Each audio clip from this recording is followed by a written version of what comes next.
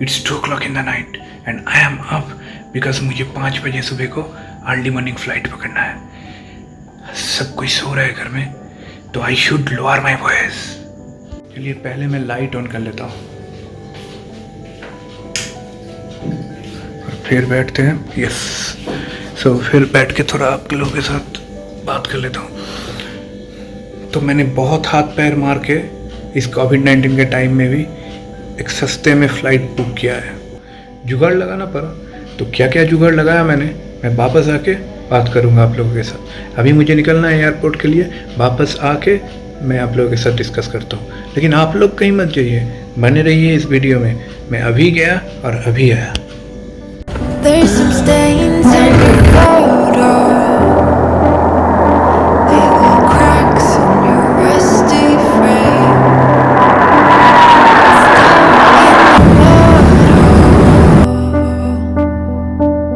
But it's okay. I don't. Hey, what's up everybody?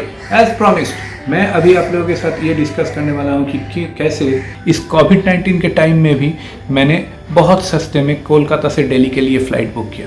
और ऐसा नहीं है कि ये बहुत ही सोचा समझा और प्लान्ड फ़्लाइट बुकिंग था मेरा। ऐसे ही 2-3 दिन के नोटिस में मुझे जाना था दिल्ली, तो ऑलमोस्ट अर्जेंट बेसिस पे मैंने ये फ़्लाइट बुक किया। और मैं आप लोगों के साथ शेयर करता हूँ कि कैसे मैंने सस्ते में फ़्लाइट को बुक किया।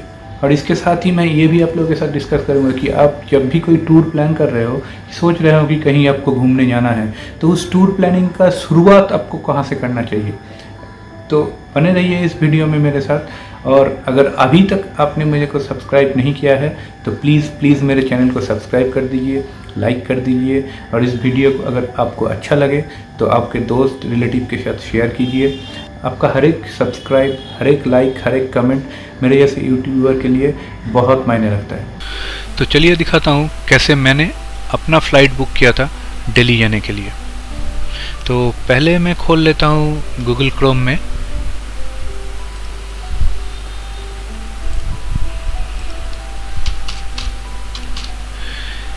स्काई स्कैनर वेबसाइट को। अब मैं इंडिया में बैठ के खोल रहा हूँ तो ऑटोमेटिकली ये skyscanner.co.in में मुझे रिडायरेक्ट करेगा।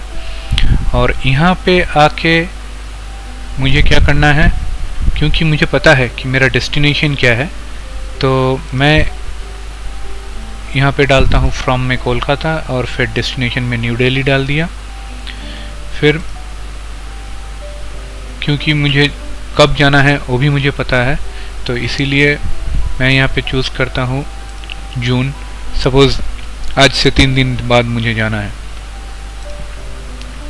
और फिर return ticket for June. Okay, return is also on June. 1 adult for economy class. Let's see. तो जब मैं फ़्लाइट सर्च करता हूँ तो मुझे यहाँ पे दिखाता है कि आज है 27th। सो आज से लेके जून महीने में मुझे 3 दिन बाद मुझे जाना है, तो एक्चुअली 29 को जाना है मुझे।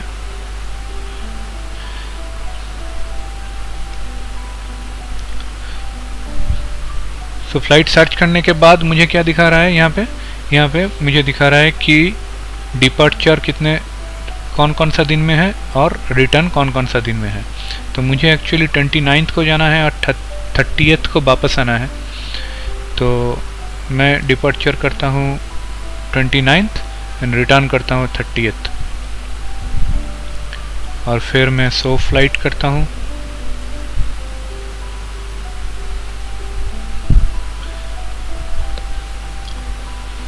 तो यहाँ पे मुझे दिखा रहा है कि बेस्ट कौन सा है। नॉट नेसेसरी कि best is always be the cheapest flight. तो बेस्ट कौन सा है, चीपेस्ट कौन सा है। तो क्योंकि मुझे चीपेस्ट चाहिए तो मैं चीपेस्ट में क्लिक करता हूँ और फिर नीचे जाता हूँ, जाके देखता हूँ कि आने जाने का कितना पड़ेगा। तो लगभग 4000 रुपया आने का और 4000 रुपया जाने का मुझे 8000 लग रहा है। अब you can see it is getting changed as well. Y?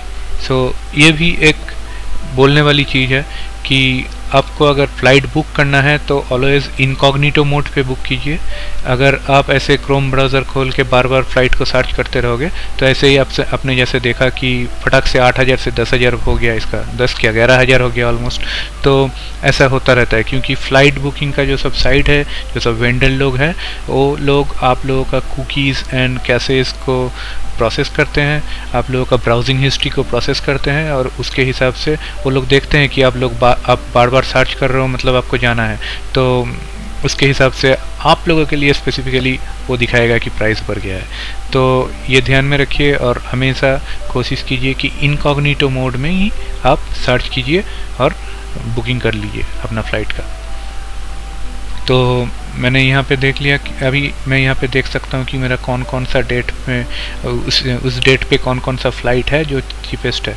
तो मुझे ये चीपेस्ट दिख रहा है which is a Air India flight. Now I have to select from here, क्योंकि स्काई स्कैनर कोई फ़्लाइट बुकिंग साइट नहीं है, ये आपको फैसिलिटी डिफरेंट टाइप का टूल्स प्रोवाइड करता है ताकि आप ढूंढ सको कि कौन सा प्रोवाइडर के साथ आप फ़्लाइट सबसे सस्ते में बुक कर सकते हो। तो आपको दिखा कि एयर इंडिया में सबसे सस्ता है। एक्चुअली मैं जब बुक किया था मुझे विस्तारा में सबसे सस्ता मिला था, तो मैं वहीं पे फ़्लाइट बुक किया था मेरे लिए, और मेरे पास विस्तारा का एक कूपन भी था 500 का, तो मेरा और भी सस्ता पड़ गया था। मुझे एक्चुअली 6,000 में हो गया था आने जाने का। तो फिर आप यहाँ पे आके बुक कर सकते हो। नाउ अगर आप इसको बुक करने जाओगे, सपोज़ अब ट्रिप एयर से बुक करते हो, ठीक है, तो आप एक काम कर सकते हो, एयर इंडिया का साइट पे डायरेक्ट जाके भी बुक कर सकते हो, और नहीं तो यहाँ पे आपको दिख रहा है ट्रिप एयर में 10,885 में मिलेगा आपको आने जाने का। तो चलिए इसको सिलेक्ट करके देखते हैं कि ट्रिप एयर क्या दिखाता है। तो ये खुल गया ट्रिप एयर का साइट, और यहाँ पे आपको दिख रहा है कि 29 को डिपार्चर, इसमें एक पैसेंजर के लिए आपका यही डिटेल है कि कौन कौन सा फ़्लाइट है उस दिन में। तो मेरे लिए आपको जिससे टाइम ठीक लगे, 1:30 बजे या सुबह को 9 बजे, ऐसा जैसे भी आपका टाइम ठीक लगे आप उस टाइम में बुक कर सकते हो। देखिए आपको भी इस तरह का ऑप्शन भी दिखा रहा है यहाँ पे दिल्ली से आने के लिए, तो उसको सिलेक्ट करके आप आगे बढ़ सकते हो। तो सपोज़ आपने सिलेक्ट किया दिल्ली जाने का, कोलकाता टू दिल्ली जाने का ये वाला, और फिर एयर इंडिया में ही आप वापस आ रहे हो सपोज़ दूसरे दिन शाम को, तो ये वाला आपने सिलेक्ट कर लिया इस रेडियो बटन को। फिर बुक नाउ करते हैं।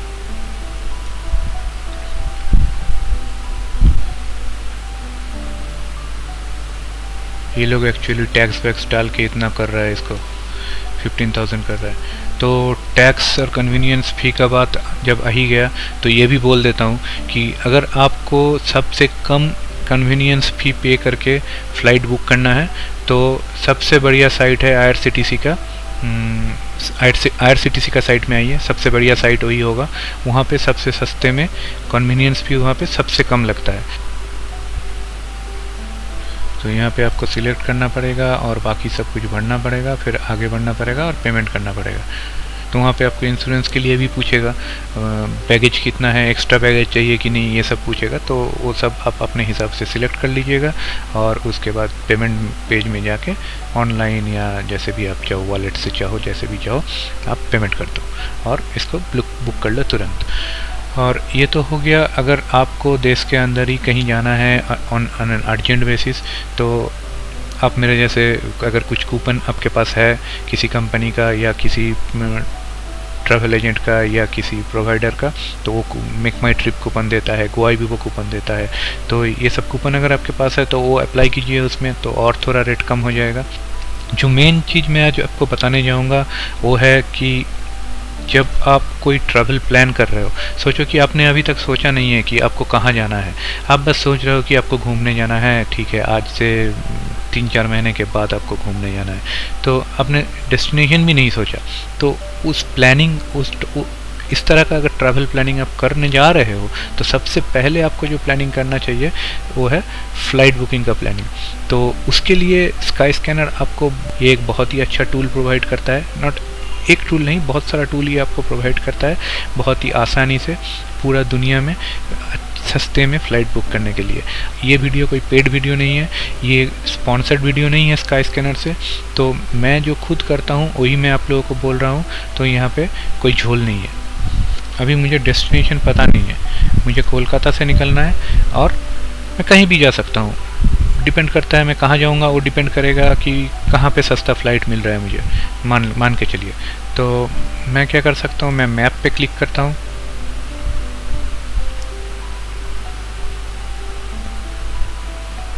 तो यहाँ पे आप देख सकते हो कि जुलाई में कोलकाता से कौन कौन सा जगह में जाने का, अब थोड़ा छोटा कर लेता हूँ मैं आपको, कौन कौन सा जगह में आप जा सकते हो और कितना आपका टिकट का कॉस्टिंग कितना आएगा। तो यहाँ पे देख के आप एक आइडिया लगा सकते हो कि कोलकाता से पूरा दुनिया का हर एक जगह में जाने के लिए एयर फेयर कितना पड़ेगा in the month of July. तो आप यहाँ पे मंथ चेंज कर करके देख सकते हो कि कौन सा महीने में आपका सस्ता पड़ रहा है थोड़ा सा।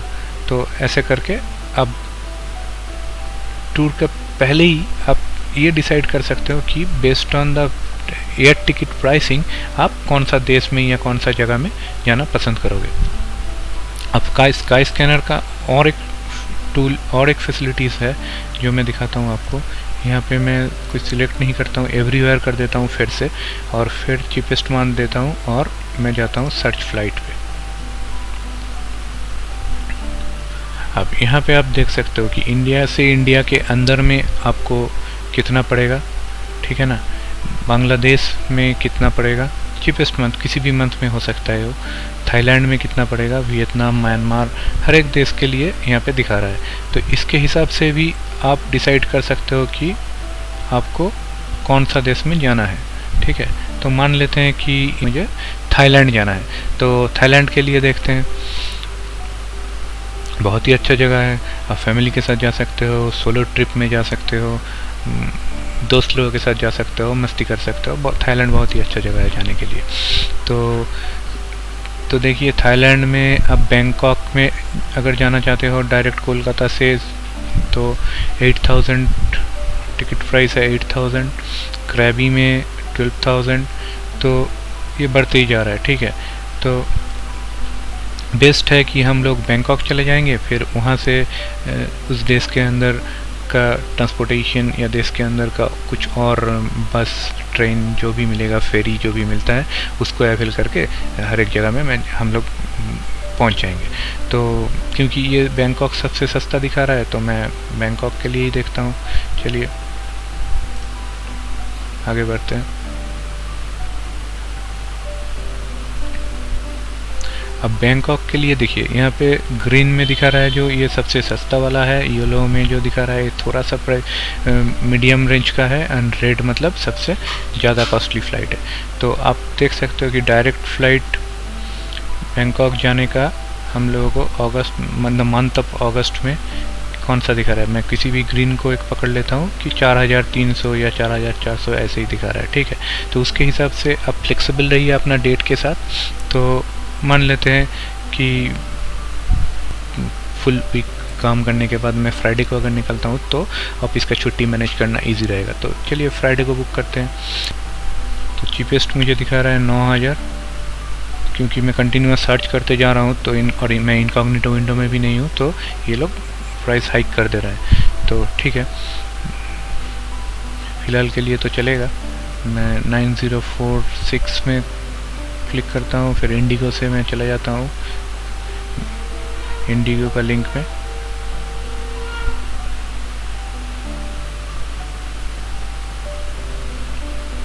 फिर ईज़ माई ट्रिप से है सबसे सस्ता, तो ईज़ माई ट्रिप से मैं बुक कर लेता हूँ। 3 स्टार रेटिंग भी है इसका।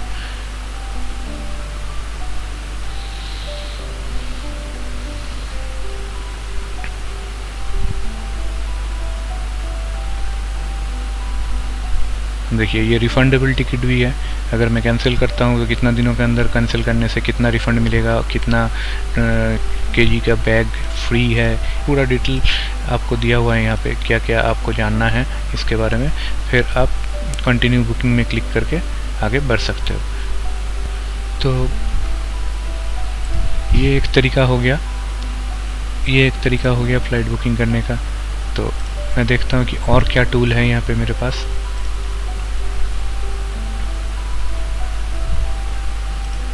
अब मान के चलता हूँ कि मैं बैंकॉक जा रहा हूँ, लेकिन बैंकॉक से मुझे वापस नहीं आना है। बैंकॉक से फिर मैं कहीं और जाऊँगा, फिर वहाँ से कहीं और, तो वो मैंने अभी तक डिसाइड नहीं किया है। तो मैं क्या करूँगा कि मैं फिर यहाँ पे कर देता हूँ बैंकॉक, और यहाँ पे कर देता हूँ एवरीवेयर।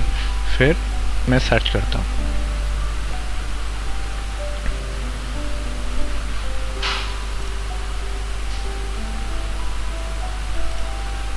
तो देखिए बैंकॉक के अंदर के लिए आप क्रैबी में जा सकते हैं। तो देखिए अब कोलकाता से डायरेक्ट क्रैबी जाने के लिए जब मैं देख रहा था तब 20,000 ऐसा कुछ दिखा रहा था, राइट। अब मैं बैंकॉक में गया और बैंकॉक से क्रैबी गया, तो बैंकॉक में गया 4,000 में, फिर बैंकॉक से क्रैबी गया 2,000 में। तो मेरा कितना पैसा बच गया, है ना। क्रैबी, फुकेट, कहीं भी आप जा सकते हो, ठीक है। मान लो कि आपको बैंकॉक के अंदर नहीं जाना है, बैंकॉक से बाहर जाना है, किसी दूसरे देश पे जाना है, तो वो भी आप देख सकते हो। आप एक फुल टाइम ट्रैवलर हो तो आप एक देश से दूसरे देश से तीसरी देश ऐसे जाते रहते हो, तब तो आपको पता ही होगा। आप तो स्काई स्कैनर यूज़ करते ही होंगे। तो आप बैंकॉक से सबसे सस्ता कहाँ जा सकते हो वो आप देख सकते हो। यहाँ पे आप मलेशिया जा सकते हो सबसे सस्ते में, उसके बाद म्यांमार, कंबोडिया, सिंगापुर, ये सब लगभग सब कुछ 10,000 के नीचे आ जाएगा, आप जा सकते हो, है ना। तो ऐसे ये भी एक तरीका है टूर प्लान करने का। पहले आप फ़्लाइट देख लीजिए कि फ़्लाइट आपको सबसे सस्ता कौन से जगह से कहाँ मिल रहा है, उसके बाद उसके हिसाब से आप अपना टूर को प्लान करना शुरू कर सकते हो। सो आज के लिए इतना ही था। मैंने आप लोगों के साथ डिस्कस किया कि मैं कैसे फ़्लाइट बुक करता हूँ स्काई स्कैनर से, मैं कैसे अपना टूर प्लान करने से पहले ये डिसाइड करता हूँ कि मुझे कहाँ पे सस्ता फ़्लाइट मिल रहा है, उसके हिसाब से मैं प्लान करना शुरू करता हूँ मुझे कहाँ जाना है। तो आप भी ये तरीका अपना सकते हो। अगर आप अभी भी मेरे इस वीडियो को देख रहे हो तो सब्सक्राइब तो बनता ही है ना। आपका हर एक सब्सक्रिप्शन, आपका हर एक लाइक, आपका हर एक कमेंट, शेयर मुझे प्रोत्साहित करता है कि मैं और भी ऐसा नया वीडियो लाता जाऊं। तो आज के लिए इतना ही, फिर मिलते हैं नए वीडियो के साथ।